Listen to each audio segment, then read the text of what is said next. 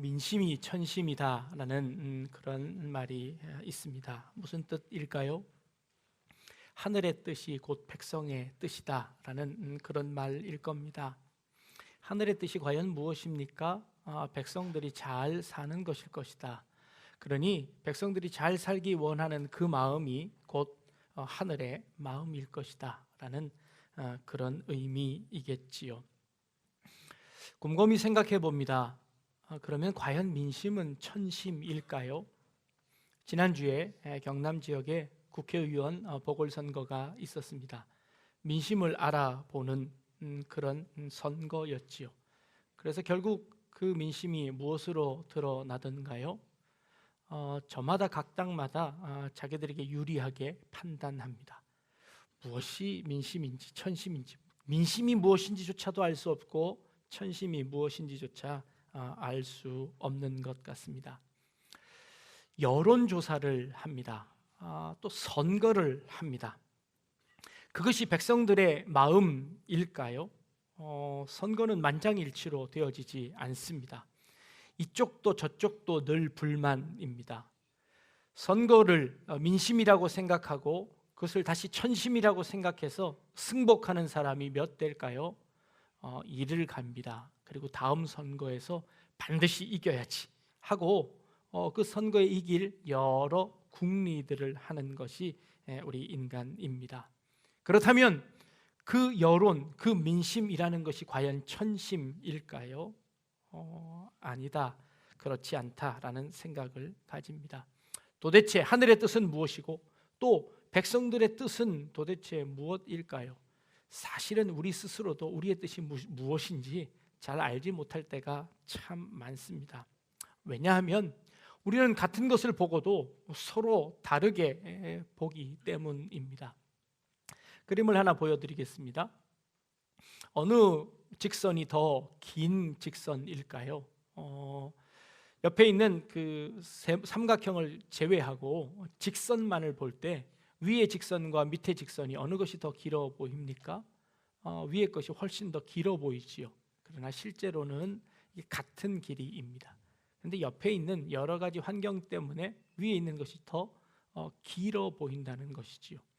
우리는 이렇게 오류 속에 살아가고 있습니다. 같은 것을 보고도 다르다고 이야기할 수밖에 없지요. 또 심지어는 이런 그림도 있습니다. 이것은 무엇일까요? 무엇을 그린 그림일까요? 토끼일까요? 오리일까요? 네, 이쪽으로 보면 오리이고 저쪽으로 보면 토끼입니다. 네, 같은 그림을 보고 우리는 양쪽에서 이 두 가지를 다 이야기합니다. 무엇이 민심일까요? 무엇이 올바른 그런 해석일까요? 잘 알 수가 없습니다. 오늘 우리가 읽은 본문에 예수님께서 십자가상에 달려 돌아가셔야겠다라고 말씀하십니다. 이것이 벌써 이곳 마태복음에서만 4번째 하시는 말씀이었습니다. 그 전에 세 번 다 십자가를 지시고 돌아가셔야 될 것을 말씀하셨습니다. 그것도 유월절이라는 그 의미를 두고 그곳에서 예루살렘에서 돌아가시겠다라고 말씀하십니다. 백성의 대제사장들과 백성의 장로들이 모여서 예수님을 죽이려고 합니다. 그 계획들이 차곡차곡 되어집니다. 그런데 이 대제사장들이 함께 모여서 의논하는 것이 이번 명절에는 하지 말자라는 것이었습니다. 예수님은 이번 명절에 돌아가셔야 되겠다라고 올라가시고 백성들 대제사장들은 이번 명절에는 예수님을 죽이지 말자라는 겁니다. 이게 참 아이러니지요. 예수님은 결국 그들의 손에 의해서 죽게 되어집니다. 그러나 지금 이 대제사장들은 예수님을 죽이지 않으려고 합니다. 그 이유가 무엇이었냐면 밀란이 일어날까 봐 두려워서 하지 않겠다는 것이었습니다. 6월절에는요 이스라엘 백성들이 많은 남자들이 이 예루살렘으로 다 몰려옵니다. 약 한 200만 명 정도가 몰려든다고 합니다. 그러면 거기에는 뭐 잠잘 자리도 없이 막 텐트를 치기도 하고 그 엄청난 많은 인파가 몰려옵니다. 그런데 이 상황 속에서 백성들의 인기를 얻고 있던 예수를 죽인다는 것은 굉장한 위험을 내포하고 있었습니다. 백성들이 다 힘을 모아서 밀란을 일으킬 가능성이 참 많았다는 것이지요. 그 당시에 밀란이 이 로마를 대항해서 상당히 많이 일어났습니다. 특별히 갈릴리 지역 중심으로 밀란이 많이 일어났는데요. 빌라도 총독이 한 번은 군사를 다 일으켜서 밀란을 일으켰던 그 갈릴리 지역을 완전히 초토화시킨 적도 있습니다. 그런데 그 갈릴리 출신인 예수가 올라와서 예루살렘에서 죽어졌다라고 했을 때 그 갈릴리 사람들이 함께 일어나 폭동을 일으켜버리면 그것을 감당할 수가 없게 되는 것이지요. 그러면 그 로마의 힘으로 정권을 유지하고 있는 이 대제사장들과 장로들에게도 커다란 해가 될 것입니다. 그래서 그 백성들의 마음을 사기 위해서 밀란이 일어날까 봐 그들은 이 예수님을 죽이지 않겠다는 겁니다. 아이러니죠. 예수님은 지금 죽으러 올라가시는데 백성들의 마음을 사기 위해서 우린 이 대제사장들 예수님을 죽이지 않겠다라고 말하는 겁니다. 그런데 과연 그들이 얘기하고 있는 그 백성들의 마음이라는 것은 도대체 무엇일까요? 백성들을 위한다는 것은 도대체 어떤 의미였을까요? 백성들을 위한다고 했지만 결국에는 자기의 욕심을 차리기 위한 것이었습니다. 자신의 정권을 유지하기 위해서, 자신의 그 부를 유지하기 위해서 그 백성들의 마음을, 여론을 조정하겠다는 것이었습니다. 여론을 조정하는 것은 그리 어렵지 않습니다. 여러 사람들이 길을 가다가요, 건널목을 건너다가 한 사람이 손가락을 들어서 저 하늘을 이렇게 가리킵니다. 한 사람이 했을 때는 아무런 변화가 없습니다. 그런데 두 사람, 세 사람이 아무 이야기하지 않고 저 하늘에서 똑같이 손가락을 이렇게 하고 있습니다. 그랬더니요, 어떤 현상이 일어났냐면 그 같이 길을 가던 사람들이 전부 다 저 하늘을 쳐다보기 시작합니다. 그리고 도대체 저기 뭐가 있는 거야? 뭐가 있는 거야? 서로 질문합니다. 그러더니 어떤 한 사람이 야, 저기 뭐가 보여? 라고 이야기합니다. 아무것도 없는데 뭐가 보인답니다. 그랬더니 그 옆에 있던 사람들이 진짜 뭐가 있는 것 같아. 사람들이 웅성웅성 거려지기 시작합니다. 그리고는 그 하늘에 진짜 뭐가 생겨지는 겁니다. 이게 여론입니다. 이렇게 이 여론을 잘 이렇게 만들어가는 사람들이 누구인가요? 정치가들이겠지요. 그들이 이 백성들의 마음을 그렇게 자기들 유리한 대로 만들어 갑니다. 여론조사에 오차범위라는 것이 있습니다. 오차범위라는 것은 이것이 그럴 수도 있고 그렇지 않을 수도 있다는 것을 의미하는 것이죠. 심지어 그 여론조사를 하는 그 질문에 토시 하나 바꾸는 것으로 말미암아 그 여론조사의 결과가 완전히 달라진다는 것 아십니까? 네, 이게 여론이다, 이게 민심이다, 이것이 천심이다 라고 주장하지만 결국 그것은 그들의 원하는 대로 만들어진, 가공되어진 그런 민심일 가능성이 참 많다는 겁니다. 심지어 그것을 민심이라고 믿고 있는 우리들조차도 그것이 내 생각인지 아닌지조차도 알 수 없을 때가 참 많습니다. 이것이 정말 옳은 것인지, 내가 원하는 것이 그것인지조차도 알 수 없을 때가 참 많다는 겁니다. 학교에서 아이들이 수업 시간에 선생님 오늘 수업하지 말고 놀아요 그럽니다. 막 여론이 막 들끓죠. 아이들이 좋아하는 건 노는 것이죠. 그래, 그러면 오늘 수업하지 말고 놀자. 뭐 하고 놀을까? 라고 선생님이 물어보면 아이들이 뭐라고 할까요? 네, 아이들이 답을 할 줄 모릅니다. 뭘 하고 놀아야 되는지조차도 알지 못하는 아이들이 참 많습니다. 어떻게 하는 것이 잘 사는 걸까요? 여러분들이 필요한 것은 무엇인가요? 네, 일하지 않고 마음 놓고 살 수 있는 건물주가 되는 게 여러분들의 소망이십니까? 네, 우리 사는 사람들이 많은 희망입니까? 그렇게 하면 우리는 행복해질까요? 복지국가인 북유럽 사람들의 자살률이 훨씬 더 높습니다. 그들이 그것이 충족되어졌다고 해서 인간의 삶의 의미를 찾고 있지는 않은 것 같습니다. 그렇다면 우리에게 뭐가 필요한지조차도 알지 못하고, 그리고 그것이 우리가 필요한 것이라고 우겨대는 그 정치인들에 의해서 휘말려가는 우리 자신들을 보는 겁니다. 예수님이 예루살렘에 가셔서 돌아가셔야 죽어야 되겠다라고 말씀하실 때에 그 당시에 이 유대인들의 지도자들은 밀란 때문에 예수님을 죽이지 말아야 되겠다고 이야기합니다. 그리고 그 예루살렘으로 올라오는 그 예수를 바라보는 그 백성들은 어떤 마음이었을까요? 예수님이 예루살렘 성으로 올라오실 때 이 호산나, 종려나무 가지를 들고 호산나 우리를 구원하소서라고 예수님을 맞이했습니다. 그들이 원하는 예수님은 누구셨을까요? 자기들의 구원자였을까요? 자기들이 원하는 그 예수님은 로마의 속박에서 우리를 구원해 내줄 그런 민족의 지도자로서의 예수님을 원했던 것이죠. 그들이 원하는 것도 틀렸고 그것을 막으려고 하는 그 백성의 지도자들도 역시 틀렸습니다. 서로 자기들의 욕심에 따라 살아가고 있는 그런 모습을 보는 겁니다. 이게 우리의 인생이지 않을까요? 수많은 사람들이 주일마다 교회를 찾아옵니다. 그리고 예배를 드립니다. 그런데 각기 우리의 원하는 것들은 다 다른 것 같습니다. 여러분들이 원하는 것은 도대체 무엇일까요? 그리스 신화 중에 시지프라는 신화가 있습니다. 시지프라는 사람은 고린도의 왕입니다.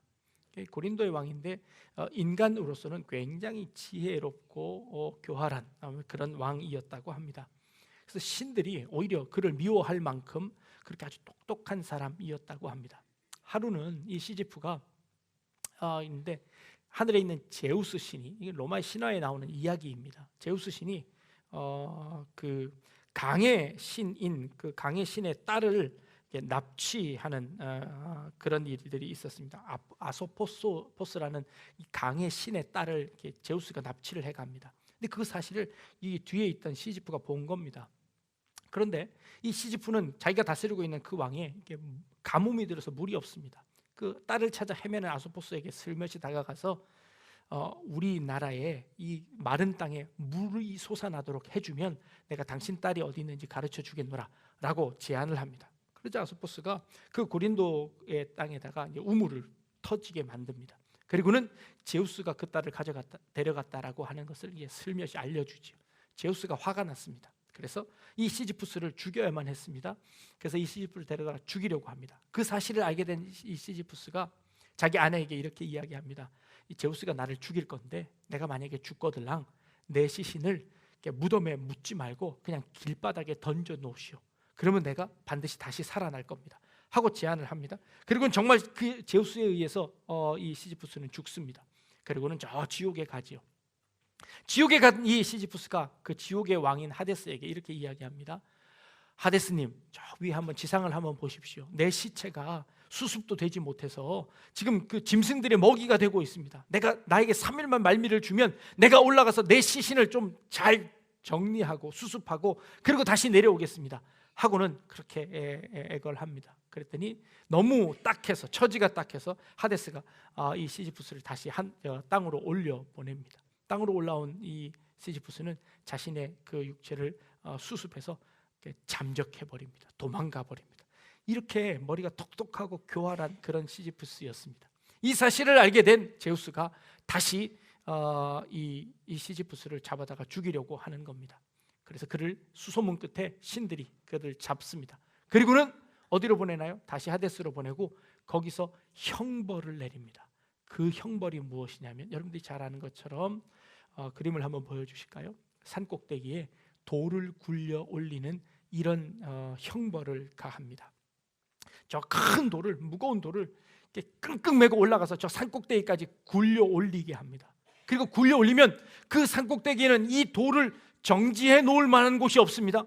그래서 끝까지 올라가면 그 돌은 다시 밑으로 굴러 떨어집니다. 그러면 그 돌을 다시 끌어올려야만 합니다. 영원토록 이 일을 반복하도록 하는 그 형벌을 내립니다. 이제 더 이상 신에게 항거하지 못하고 더 이상 신에게 대항하지 못하고 영원토록 그 속에서 살도록 만들어내는 형벌을 신이 인간에게 베풀었다는 것입니다. 이게 시지푸스의 신화입니다. 여러분 어떻게 생각하십니까? 이 신화는요 우리 인간들의 삶을 보여주고 있습니다. 우리가 살아가고 있는 삶이 혹 이 시지푸스의 신화에 나오는 이 일을 반복하는 것이 우리의 인생, 우리의 삶이 아닐까요? 무엇을 위해 살아야 하는지조차 알지 못하면서 열심히 삽니다. 이 큰 돌을 저 산꼭대기까지 올려놓기만 하면 뭔가 이루어질 것이라고 생각하고 그 일들을 열심히 행하고 있습니다. 그런데 그것이 계속 반복되어지고 있다는 것이죠. 월요일 아침 일찍 일어나서 밥도 허겁지겁 먹고 회사로 달려갑니다. 그리고는 저녁 늦게까지 일하고 돌아오지요. 그러면 밥 먹고 다시 잠자리에 들었다가 다음날 아침 또 일찍 일어나서 또 출근하지요.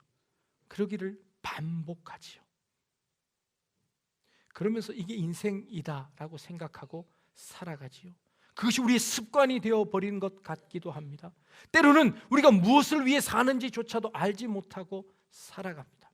이 돌을 끊임없이 올리는 그 시지푸스는 어떤 마음으로 이 돌을 옮기고 있을까요?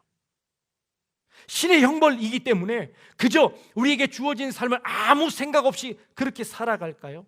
대부분의 사람들은 그것이 우리에게 주어진 운명인 줄 알고 그렇게 살아가는 것 같습니다. 이 시지푸스의 신화를 철저하게 잘 분석했던 사람이 하나 있습니다. 까미라는 사람이 이 시지푸스의 신화를 잘 분석했습니다. 대부분의 사람들은 이것의 습관처럼 그곳에 종이 되어서 그렇게 살아간답니다. 우리 인생이 그렇게 산다는 겁니다. 그런데 이 까미가 그것을 분석합니다. 우리 인간은 그 부조리한 그 삶을 깨우쳐야 한다. 그것이 온전한 인간의 삶이 아니라는 것을 깨달아야 한다라고 그것을 깨닫는 순간 그것에서 벗어날 수 있다라고 이야기합니다. 그런데 그 벗어나는 방법이 무엇이었을까요? 사람들은 내가 이곳으로 끝까지 올라가면 또 떨어질 것을 알고 또 올라가는 그 순간, 이것이 허무한 인생이라는 것을 아는 순간 보통의 사람들은 무엇을 선택하냐 하면 자살을 선택한답니다. 그래서 그것을 그 굴레에서 벗어나기를 원한답니다. 그러나 그것은 정확한 벗어나는 답이 아니라는 겁니다. 까미가 나중에 이렇게 이야기합니다. 그 돌이 끝까지 올라가서 떨어지면 그 떨어지는 그 순간 그 돌을 쳐다보며 다시 터벅터벅 내려가는 그 시지푸스의 마음은 어떤 마음이었을까라는 겁니다. 그는 자기가 헤어나올 수 없는 길이지만 그것이 자신의 운명임을 알고 그것이 부조리함을 알면서도 그것을 살아내야 하는 그 인생을 깨닫는 그 순간 신에게 오히려 그는 복수하는 것이다 라고 오히려 그 제우스에게 복수하기를 원하는 그런 시지푸스의 마음을 그 심리적으로 읽어내고 있습니다. 인간적으로 철학적으로 해결하는 방법입니다. 저는 그 글을 읽으면서 이 고난주간과 함께 이 글이 오버랩되기 시작했습니다. 도대체 우리의 마음이라는 것이, 우리 인생이라는 것이 도대체 무엇일까? 그렇게 반복되는 인생일까? 아니라는 것이죠. 이 반복될 수밖에 없는 이 인생 가운데 하나님께서 예수 그리스도를 보내주십니다. 그리고 예수 그리스도가 우리와 똑같이 그 커다란 죄의 짐을 안고 그 돌멩이를 끝까지 올려보냅니다. 그리고 예수님께서 뭐라고 하시나요? 내가 십자가에서 죽어야 되겠다라고 말씀하십니다. 신이신 그분이 우리 인간의 몸을 입고 이 땅에 오셔서 죽어야 되겠다고 말씀하십니다. 그 죽는 일이라는 것이 무엇입니까? 그 십자가를 지고 내가 그 죽음을 뛰어넘겠다는 것이죠. 우리 인간의 그 굴레 속에서 그 굴레를 헤어나올 수 있는 방법은 죽음밖에 없다는 것이죠. 그것이 단순한 자살이 아니라 그 죽음을 통한, 그리고 그 죽음을 뛰어넘는 부활을 통해서 새 생명을 얻을 수 있는 그 새로운 길을 만들어 주겠다라고 우리에게 말씀하시는 것입니다. 그것이 십자가의 의미이지요. 그 십자가를 통해서 우리가 그 굴레에서 벗어나는 겁니다. 새로운 차원으로 또 다른 생명으로 태어나는 것을 의미하는 것이죠. 죽음은 죽음으로 끝나지 않습니다. 그 죽음을 통하여서 우리는 새 생명을 얻게 되는 것이죠. 그 새 생명을 우리에게 주시는 것이 바로 그 부활의 사건이죠. 죽지 않으면 우리는 그곳에서 헤어나올 수 없습니다. 죽지 않으면 부활을 경험할 수 없습니다. 죽지 않으면 새 생명을 얻을 수 없습니다. 한 알의 밀이 땅에 떨어져 썩어야만 많은 열매를 맺을 수 있습니다. 우리는 여전히 그 굴레 속에서 살아갑니다. 때로는 습관처럼 살아가기도 하고 때로는 그것에 참된 희망이 있는 것처럼 살아가기도 합니다. 이 세상 가운데 희망이 더 이상 우리가 찾을 수 있는 희망이 무엇인가요? 사람들이 몰려가는 그 사람들의 그 여론에 따라서 움직여지기도 합니다. 많은 사람들이 가는 그곳으로 가려고 합니다. 그곳에서 참된 답이 있을 것이라고 생각합니다. 내가 열심히 노력하기만 하면 뭔가 얻을 수 있다고 생각합니다. 그래서 우리는 끊임없이 그 돌을 끝까지 산꼭대기까지 올려갑니다. 그러나 우리 인생에 그것은 아무런 소용이 없다는 것을 우리는 알지요. 그럼에도 불구하고 다른 대안을 내놓을 수가 없습니다. 예수님께서 우리에게 그 대안을 주시는 겁니다. 예수님께서 우리에게 그 새 생명을 제안하시는 것입니다. 내가 너희들 인생 가운데 너희들의 육체를 입고 너희들의 인간의 몸을 입고 내가 이 땅에 와서 너희들과 똑같이 그 어려움을 당했다. 그러나 내가 이 몸을 버림으로 말미암아 새 생명을 얻게 되어진다 라고 말씀하시죠. 그리고 그 생명을 우리에게 주시겠다고 말씀하십니다. 십자가를 받아들이는 순간 우리는 새 생명을 얻는 것이죠. 이제는 내가 사는 것이 아니라 내 안에 계신 그리스도께서 사신다고 말씀하십니다. 이제 더 이상 내 생명은 내 생명이 아니라 그리스도의 생명입니다. 여전히 우리는 육체 가운데 살지만, 여전히 우리는 이 땅 가운데 그 쳇바퀴 도는 그 삶을 살지만, 이제 더 이상 그 굴레에 속해 있는 삶이 아니라 그 차원을 넘어선 새로운 삶을 살아가고 있는 우리의 모습을 발견하라는 것이죠. 우리의 생명은 더 이상 세상 사람들과 같은 목표를 가지고 살아가는 사람들이 아니다라고 말씀하시는 것이죠.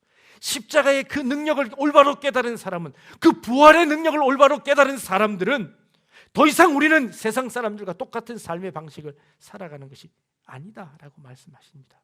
여러분들은 부활의 생명을 소유하셨습니까? 여러분들은 그 부활의 능력을 여러분들의 마음속에 체험하십니까?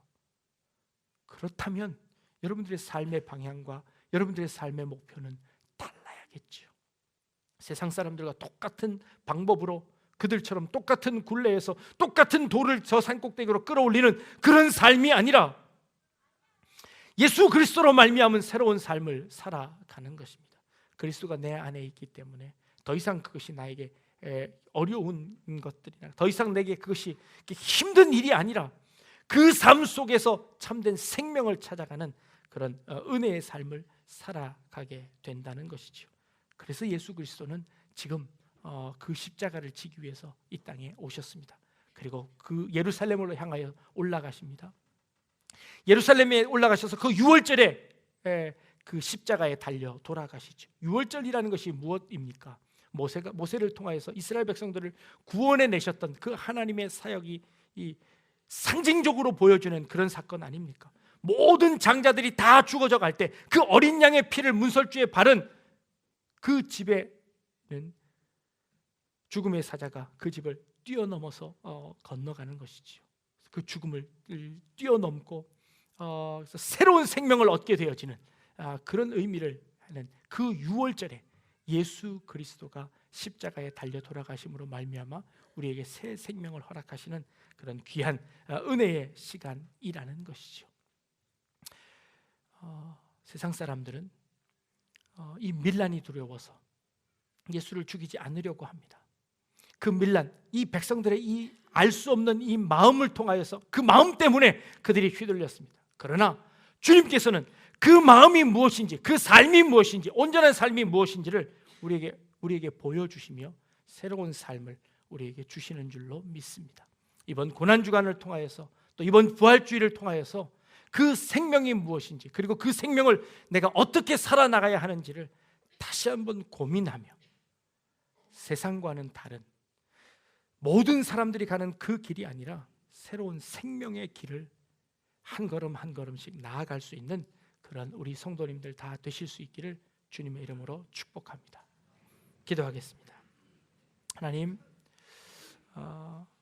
우리의 삶의 목표가 무엇인지, 어떻게 살아야 하는지 아무것도 모르고 살아왔던 우리들을 예수 그리스도의 십자가를 통하여서 새 생명을 허락하시고 우리의 삶의 새로운 목표를 허락하시고 주님을 향하여서 하나님의 나라를 향하여서 살아가도록 독려하시고 격려하시는 이 하나님의 놀라운 은혜들을 저희들이 다시 한번 되새겨 봅니다.